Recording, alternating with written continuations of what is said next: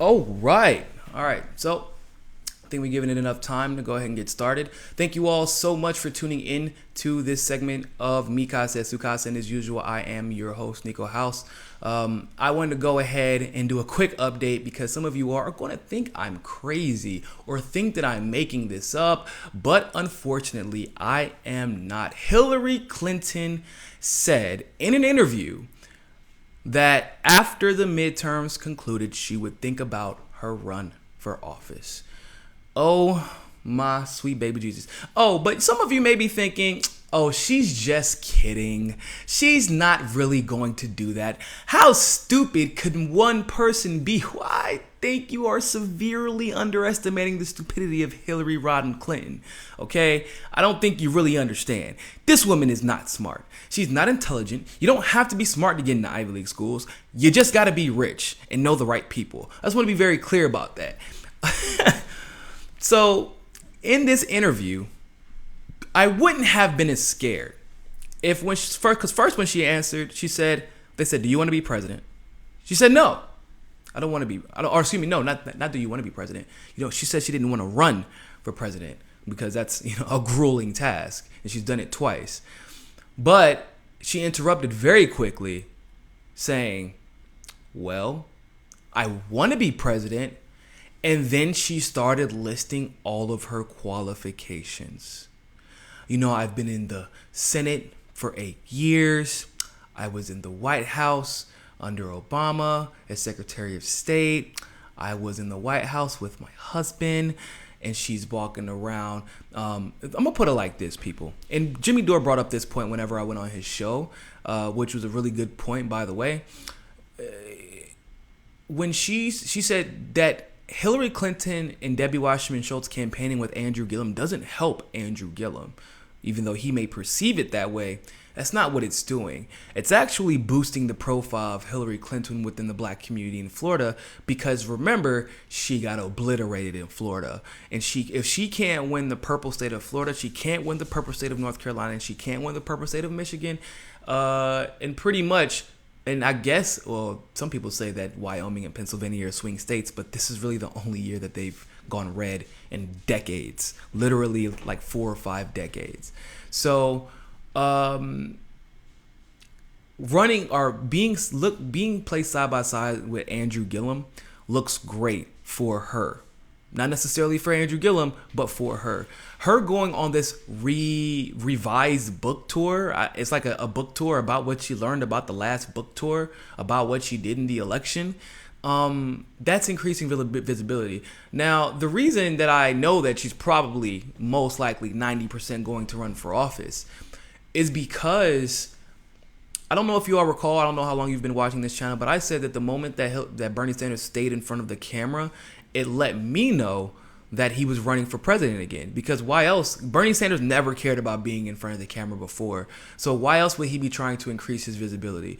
Now, this is something that you also saw in Cory Booker whenever he was going to try to make his presidential run, which he probably still has not ruled out. He just was on Facebook all the time trying to do these viral videos about DACA, like he actually cares about what was going on within the immigrant community. And because he didn't say anything when Obama was deporting more immigrants than anybody in history, so I doubt that he actually cares now. But he cares because that's what the immigrants cared about. Or excuse me, that's what the Democrats cared about, and that's what the media cared about, and that's what he believes he needs to get in front of the, quote unquote, in front of the issues in order to be a viable presidential candidate. Kamala Harris won't stay out. She won't get off of Twitter. And the reason why is because she's considering for. So like when you see people in politics prop themselves up with visibility, and it's almost like this, like, I don't know, it's like dubious. It doesn't like do anything. Like Cory Booker and Kamala Harris haven't actually gotten anything done, but they're talking about all the things they quote unquote supposedly support.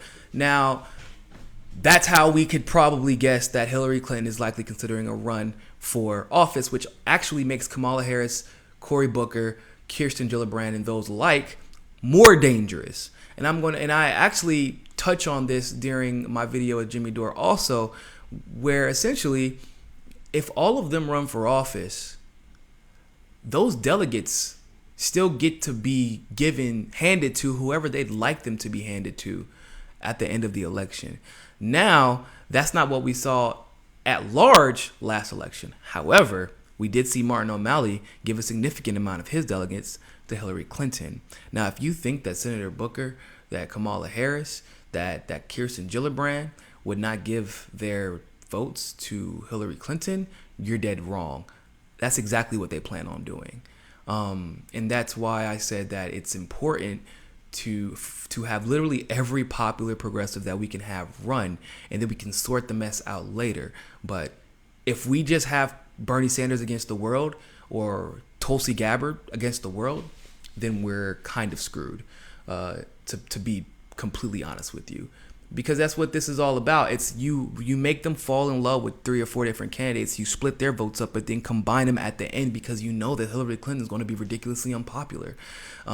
This woman lost after they said she had a 99% chance of winning. She's actually, which I didn't think was possible, she's actually more unpopular now than she was when she was running. And that's saying something, considering that Trump isn't doing a better job of trying to become more popular than she is, given his recent rhetoric on Twitter and his recent policies and in passing $3.8 trillion in tax cuts to his buddies in DC and the corporate world.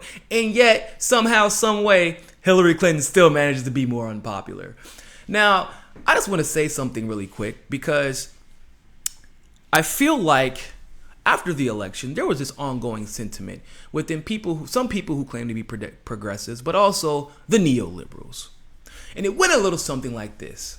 Every time that we were trying to hold Hillary Clinton, James Comey, Rod Rosenstein, what's that douchebag's name? I always forget it.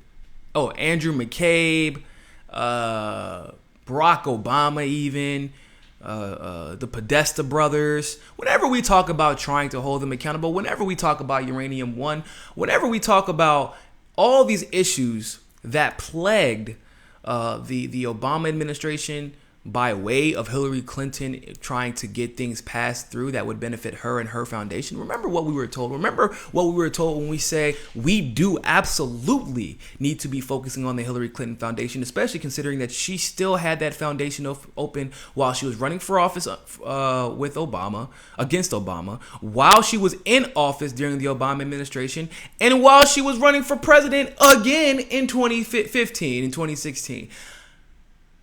We said that it is important to make sure that we hold these people, especially these elitist politicians, accountable for their actions, because how else are we going to show the people who are running in the future that the American people and our quote unquote democracy will not tolerate such acts of oligarchical filth? It was disgusting, and it was out in the open, and yet nobody has been prosecuted for it.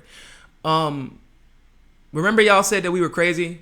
Hillary Clinton, we're not worried about 2016 anymore. We're not worried about 2015 anymore. We need to move on to 2020. We need to move on into Donald Trump and getting Donald Trump out of office. And I said very promptly, and I still believe this, okay, you want to make sure we get Donald Trump out of office? You better make sure that Hillary Clinton understands completely and thoroughly that if she runs, Trump will win again.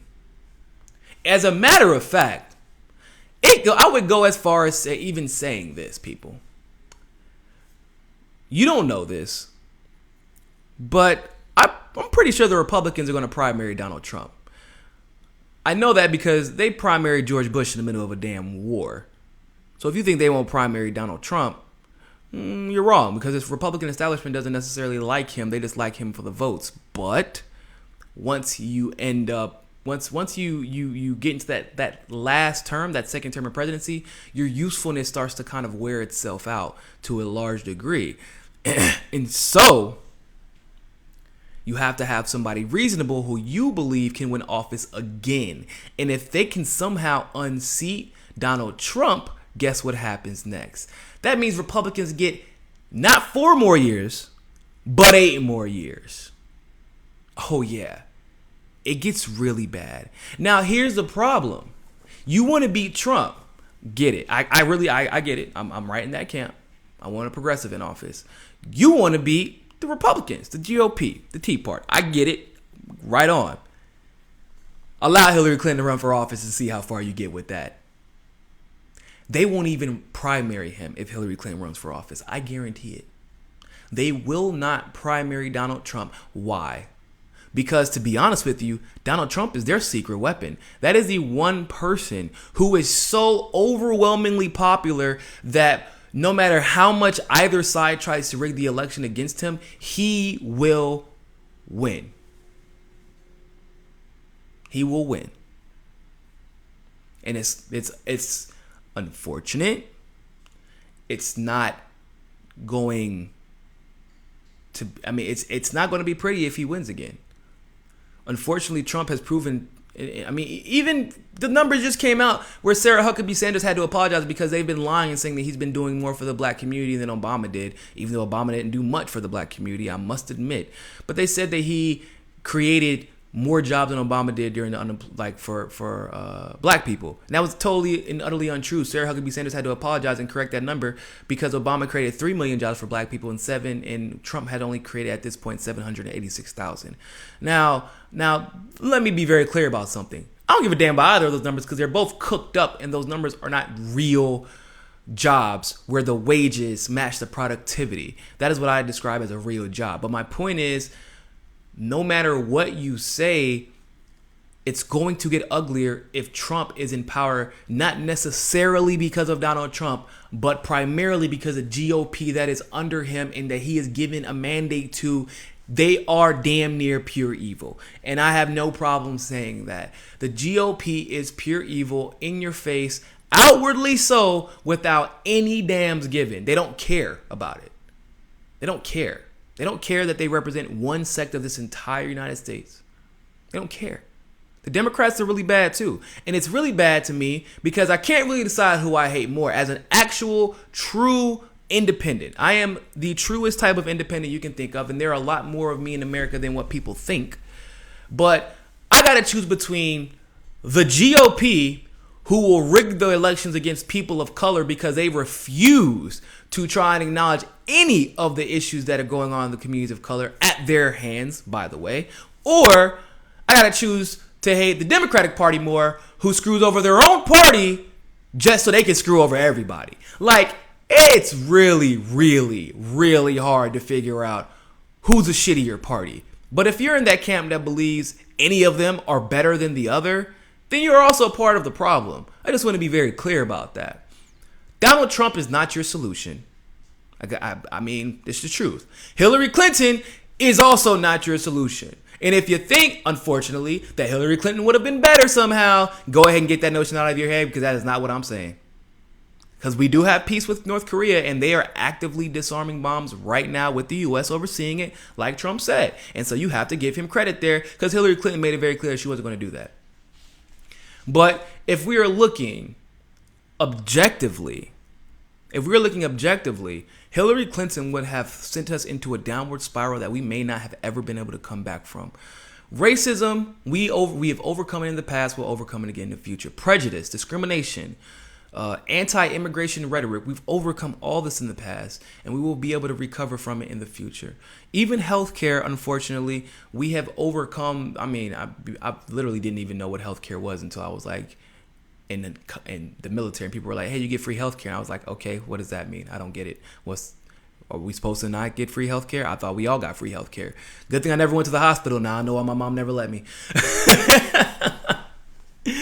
But we will overcome these things. These issues are temporary. They're issues of vanity, and it's identity politics. It's Trump playing identity politics the same way the Democrats are doing it. He's just better at it. But identity politics can be overcome with policy advocacy for everybody, and that's what we need to be focused on. That is why we need the Bernie Sanders, the Tulsi Gabbards, the Nina Turners to run, because otherwise we're going to be left with a Kirsten Gillibrand, a Cory Booker, or even worse, Hillary Rodham Clinton. This is why we kept shining a light on Hillary Clinton. This is why we never let the emails go. This is why we held Andrew McCabe accountable. This is why Hillary Clinton no longer has a security clearance, and we made it such a big deal that her security clearance should have been taken away. And if she ever got one back, it would be absolutely absurd, which is why I don't think she should be running for office anyway, because I don't think the CIA or the FBI would give her security clearance again. This is why we didn't let 2016 go, because when you don't hold people accountable, they have no reason at all to do the right thing. They're going to keep doing what they do until someone punishes them for it. And it seems like to me that people have still not understood this very basic rule, this very basic natural law that we've learned, and at least most of us have learned since we were kids. You do something wrong, you get punished, you learn not to do it. Some people don't learn. But the people who primarily don't learn are the ones who never get punished for doing wrong. Never lose your sense of outrage, people. Make sure you follow us on Roku, subscribe there. The link is in the description below. Also, make sure you donate to our Patreon. You can donate as little as $1, www.patreon.com/mikasa, or you can go to the link in the description below as well. But more than anything, people, always remember, find your balance. See you tonight, 7 p.m. Eastern Standard, for our 2-hour show on American Freedom Radio. Peace.